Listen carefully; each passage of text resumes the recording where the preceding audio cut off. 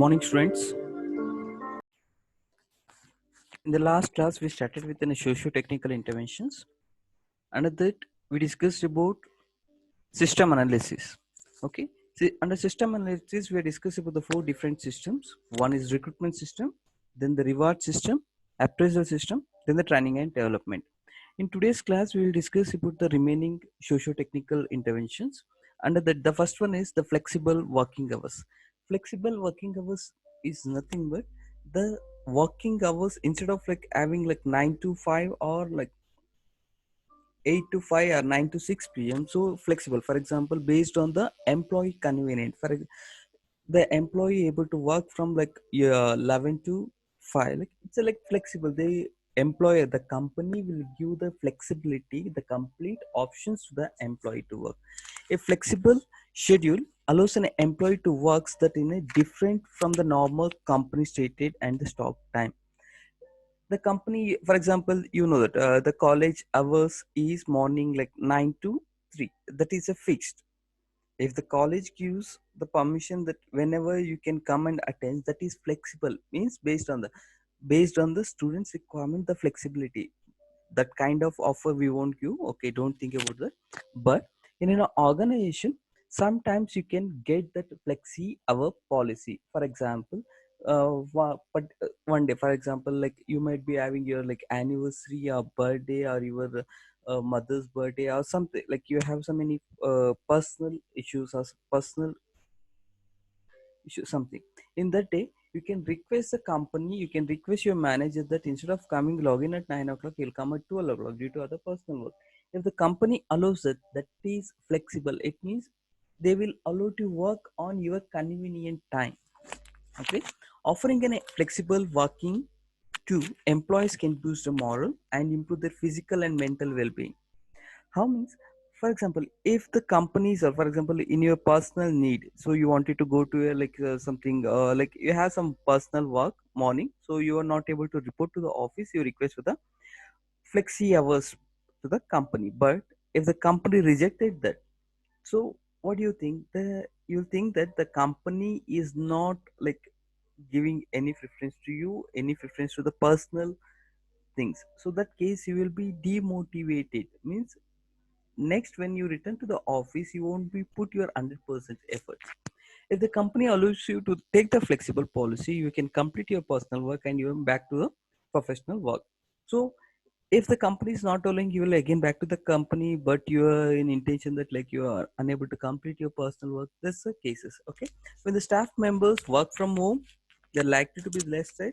So another kind of flexible work hours, for example, if the company is unable to offer you flexible working hours, but the work needs to be completed on time, that time the company may have the policy that work from home. For example, now you can see that the COVID 19 outbreak, the people will unable to travel that, but the company is offering the work from home. In that work from home, they will not tell that like you have to sit from 9 to 5 o'clock in the front of system, but they are giving the flexible working hours that like whenever you feel. So this, they're giving the project that you have to complete this project. They are not fixing the time frame. Okay, and they're likely to be less tired and the better rest. So reducing the risk on factor burnout and stress that can be resulting toxic workplace. It means, so if you have a freeness, like if you can take in a flexi workers, that cases you can reduce the bow and you can at least work actively. The greater employee productivity and higher organization profitability. This is a result from flexible working hours. If you give the flexible working hours, so you can see the greater employee productivity. And because like the employee will work in complete 100%. So and higher organization profitability, this is the more common benefit. Also, flexible working hours promote the facilitates work life balance. Every person will have their social life as well, means their family as well as work. If you provide this kind of opportunities like flexible working hours, that case the employee or the person can able to balance their family and the work, means the social and the work balance. So that one we call as work life balance. And the next factor is job sharing. It means sharing job, like for example the one task, so you're sharing with the different people.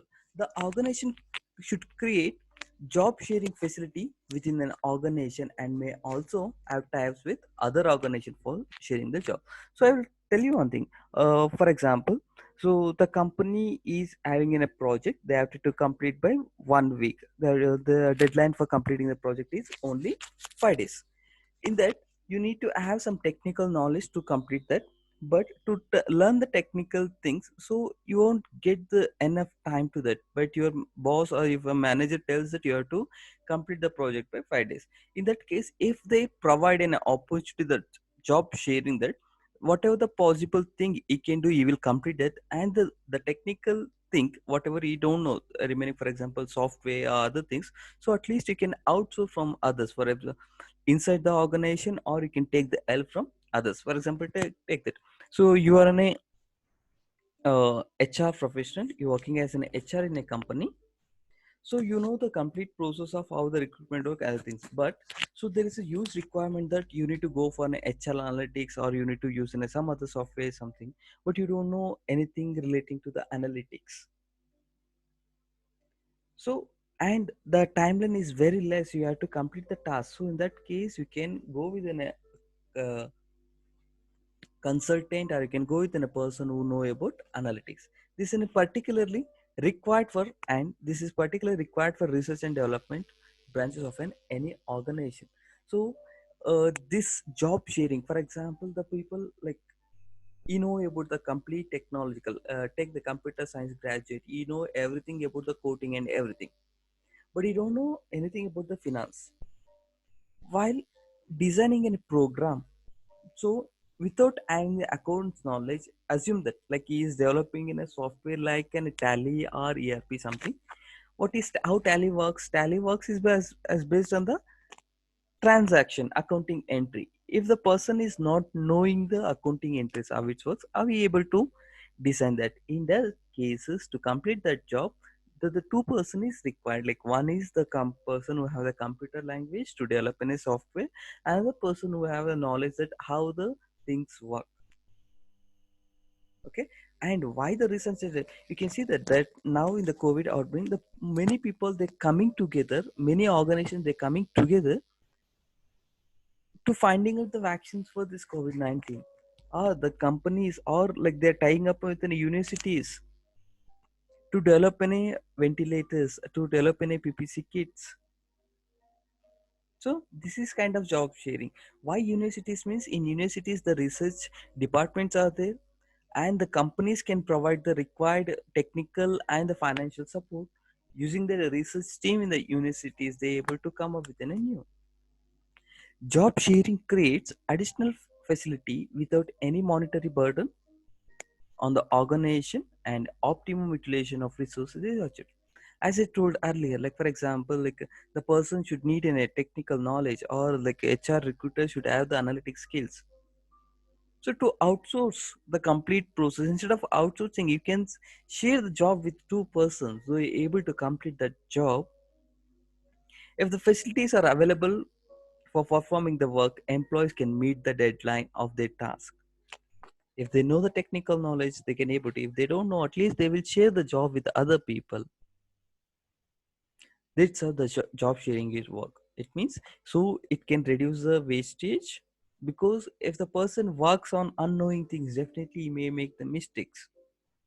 If there is no time to rectify that mistake, if there is no time to get it trained on that, better we can go with a job sharing.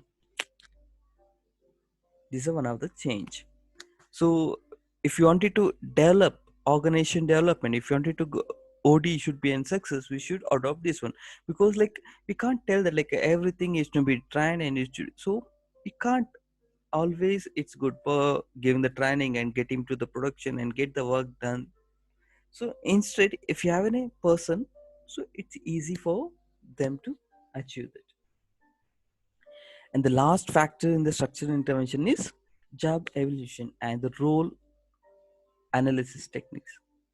So it's an individual should be trained in handling more than one job, so that there should be need, for example, for an HR analyst, for an HR recruiter. So if you give them a training on Excel, if you give them a training on analytics, So it can be used when there is a need. For day to day, they will not use an Excel function. I think you people know that how the Excel is helpful in HR. For example, like you will receive n number of data. To maintain that, you need to know the basics of Excel, MS Office Excel. So here you need to put the records and you need to maintain that there are track records. And for example, if you have more than thousands of people data, and you need to do the calculations of the payroll and everything. So if you have the basic knowledge of Excel, you can able to maintain that. And in the same time, if you have a knowledge about analytics and other the trends, so it's easy. So that's why an individual should be trained in handling more than one job, so that there should be a need whenever there is a need, so it can be utilized. So instead of like going when there's a need, so that time we'll go and search the people. And because like in market we'll get the n number of people with having a technical knowledge or Excel knowledge. But so when, for example, assume that like there is a need that like by the end of this week you're able to finalize your salary structure, but the HR person who is working on that role, so he's on leave due to his illness, like he is not good, not feeling well. So that time you can't go to any market. At that time you can't go to like you're recruiting a new person who know the Excel. We can't teach them other things, because when the person comes to an organization, it takes some time or some months to adjust to the organization to know the company policies. So it's impossible in that case. If you have a other person who knows about the Excel and other things, it's easy for you to manage. An individual has to play in a different roles in an organization. He should be made self-sufficient so that he can fulfill his obligation. So if you're giving the train like more than one job, so he able to play in a different role. Maybe payroll, this one, or recruiter, or screening, or other things. So he able to manage it. So it is important that an individual should be satisfied on the job he is performing. So in this process, in this job evaluation and analysis techniques, the all other aspect will come. The job redesigning, job rotation. Redesigning means based on the requirement, based on the skill set, we will redesign the job. Job rotation, when there is a need, like we can replace, we can at least rotate the jobs. Job simplification, job automation is a sum of the methods where organization development takes place. So when there's a need arises, yes, we need to redesign it. Because if you're getting the quality employee, if you're getting the quality candidate, you having a good communication skills and you have a good HR knowledge, but you don't know anything about Excel, you should hire that person and you should redesign, you should reformulate the job description, and you can at least give them a training and Excel other things. And if there is a need, you should opt for a job rotation, and always you need to simplify this, if possible, job automation. So if you're using these kinds of methods in HR, so you can easily see in an organization development. So by year, we have completed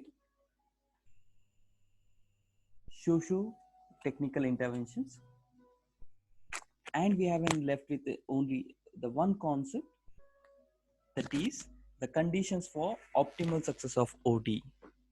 Means how we can achieve in a success, optimal, the maximum. So here we have the few concepts here. So always we know that the OD is not in a short term. The OD programs are for the long term program, wherein to develop to success in an OD means the OD organization development. Always the money comes, time, material, everything is tied up. The money, material, time will tied up. So always this will come. Therefore, necessary that the following condition must be followed. It means this condition means whatever we are going to discuss in next, so it should be followed, so that organization development program can be effectively implemented in organization. If you follow the following rules and guidelines, so we are able to effective. So if you are effective in implementing the OD, means if you are effective in implementing this, so we can see the OD success means organization development success. So all the company is running behind their development. No company wants to stand same. Every company wants to develop. Every company wants to increase their market share. Every company wants to increase their revenue. No company is here working for social service. Yes, we have a few companies, NGOs, but again, the NGOs, the many NGOs, like not all, like more than 80% of the NGOs, they're working for a common cause. For example, the business entities, corporate companies who are running in NGOs, they are to at least to instead of paying the tax, at least the tax money they're spending to this NGO. That's why the corporates will contribute to the NGO companies. So we discuss what are the conditions which is required for the optimum success of OD. The first one is the recognition by the top level management that the organization has a problem. This is foremost, like to develop, any organization wants to develop, the top level management should know where the problem, what is the problems in an organization. If they got to know about the problem, then only they can come forward, they can implement. If the middle level managers, if they try to avoid that, if they try to like without bringing the attention of top level, how it will get an attention. So always the recognized by the top level management, the organ. It means the top level duty is to check is the organization is working properly or is there any problem they're facing. And this next one, use of an outside OD consultant.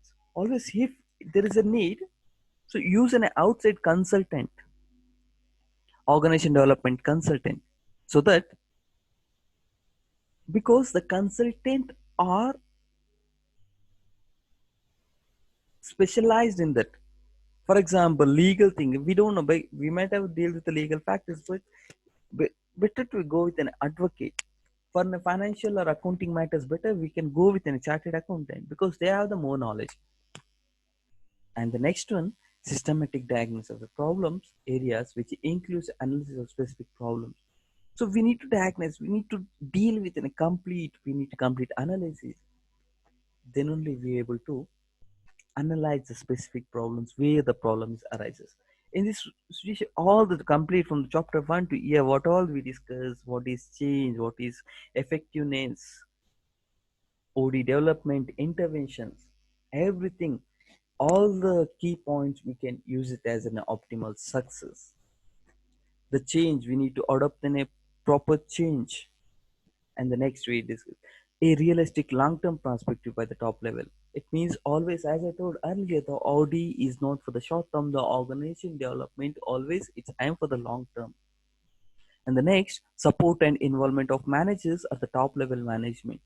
Yes, without having the support or the involvement from the managers of the top level, the OD organization development will not take place because they're the persons who are rule makers. They're the persons, the decision makers.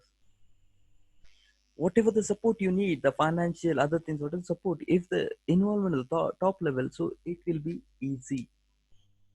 And the next, active involvement of the work group leaders. As we discussed in the change agent, the how the group changes will affect. We discussed in the organization effectiveness how the group work will affect you. We have discussed in the OD and interventions how the group will work. So always the leaders will play an important. That's why if we have an active involvement of the work group leaders, so we can achieve the OD. Intervention of Invention of some new solutions to the problems, which produces a commitment to the new course of actions. Always we need to try for this. The new solutions, creativity we call it. Always you have to come with the new solutions because always you think that the earlier thing, so it won't, because the one solution, so you can assume that it's the same problem, always the solution, the problems may be the same but solutions we can't tell that same. This time due to this COVID outbreak we are using a online for teaching, but the online platform is not, maybe it not be suitable for examination. So the online is not any solution. That's why you can tell that always there's a problem, because now for teaching the COVID outbreak isn't a problem. Even for doing examinations also there's a problem. We need to maintain social distancing. But for the teaching, we can teach on online. But for the examinations, we can't do any online, because, like, yes, we can do, but it's need more technical support. That's why. So always we need to search for the new solutions. Yes, definitely we'll come back with a new solution to do any online examination. The government and the institutions are working on that. Definitely, you'll we'll get back on that. And the next, achieving an early success with an OD efforts. Yes, whatever you wanted to achieve, if you achieve it earlier, so we can see that like our organizations do is effective. Reinforcement in the system within a positive result, which leads to acceptance of new practices.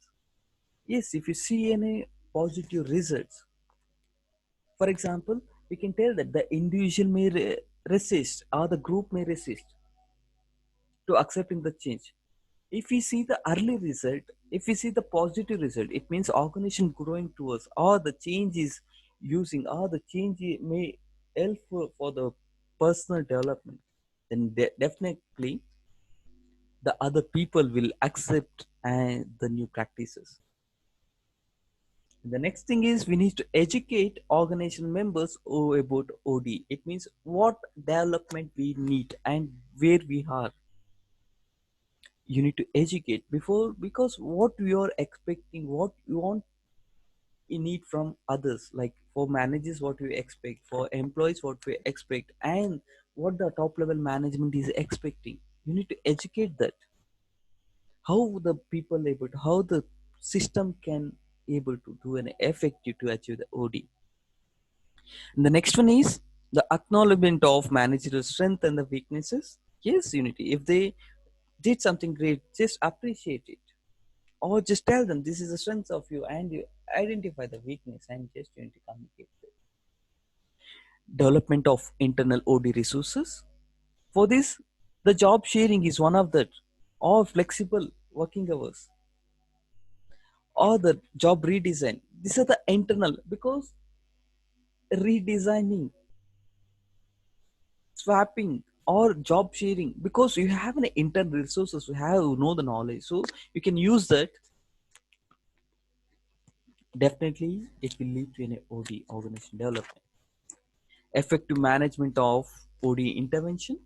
Whatever the change we bring, whatever the interventions we bring, means the process change. We need to have an effectively managed. We need to have a step-by-step process to be followed. We need to follow that. We need to keep monitoring that. Then only we able to achieve.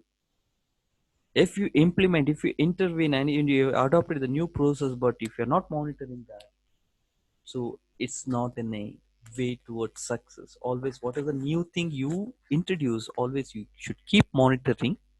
You should see. And the last one is measurement of results and the feedback mechanism. Yes, whenever you start working on this, measuring results and the feedback mechanism, then you're able to achieve organization. This is the most important factor in success of OD, because whatever the implement, what are the interventions you do, so whatever the change you getting with, so you should keep checking the results, how it's reflecting, how it's coming. Then you're able to achieve that. By here is your fourth module, OD intervention season. In this chapter, we discussed about comprehensive intervention, structural intervention, socio-technical, and condition for optimal success of OD. Under comprehensive interventions, we discussed about the getting the old system in room, search for future conferences, BCM, strategic management activity, real-time strategies change, stream analysis, survey feedback, grid organization development, large-scale change and high performance system, transactional development. So after that, these are the things we discuss in comprehensive change. Under structural interventions, we discussed about the change in physical setting, formulation, job redesign, job enrichment, job redesign strategies, and MBO. And the last one is socio-technical. Under socio-technical, we discussed about the system analysis, flexible work hours, job sharing, job evaluation, and role analysis techniques. And the last, we discussed about the conditions for optimal success of OD. I hope you got all the concept. If you have any doubts, you can get back to me. I will share these slides. Go through once. If you have any doubts, you can contact me. Thank you. Have a great day.